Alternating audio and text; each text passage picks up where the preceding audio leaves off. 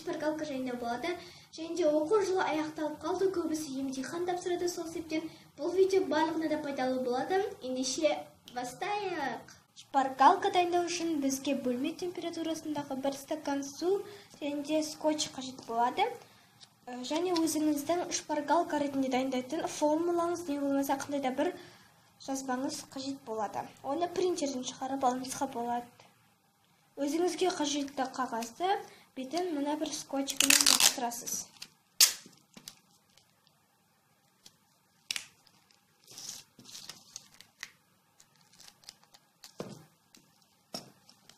Оның ішіне ауа кіріп кетпеуін қадағалаңыз. Яғни оның бетіне сызғышпен не болмаса қолыңызбен осылайынан жасайсыз. Яғни біздің скотчымыз ешқандай ауа кірмей қағазға жабысуы қажет. Енді артық жерлерін қиып тастаймыз.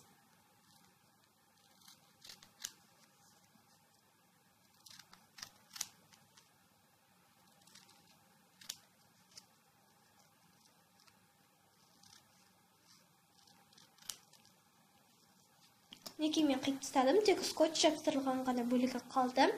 Енді біз жаңағы бөлме температурасындағы суымызға осыны саламыз.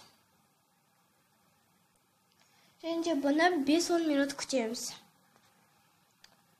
Достар, бірнеше уақыт өтті және біздің шпаргалкамыз дайын болып қалды. Ендеше оны қазір көрейік. Осындай болды және біз оның артындағы мұндай артық қағаздарын алып тастаймыз.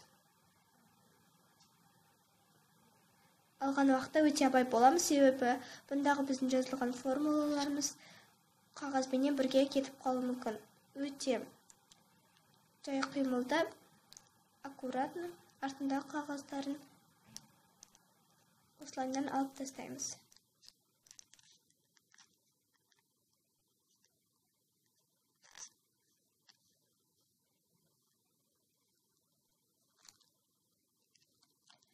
Достар, осымен біздің формуламыз дайын болды, яғни шпаргалка дайын болды.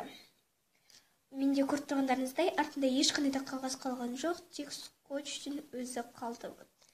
Жаңағы біздің қағаздағы барлық жазулар мына бір скотчқа жабысып қалды, және де артында қағаздарын алып тастадық.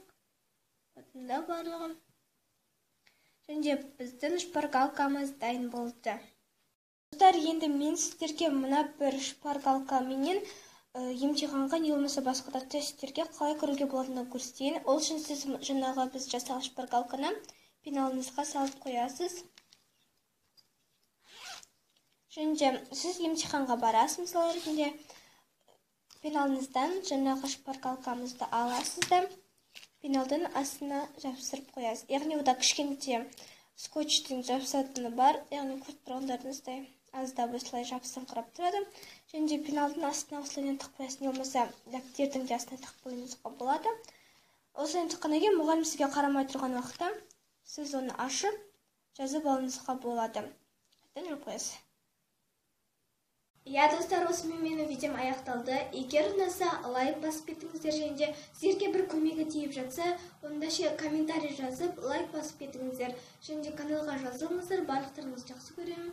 Сау болыңыздар.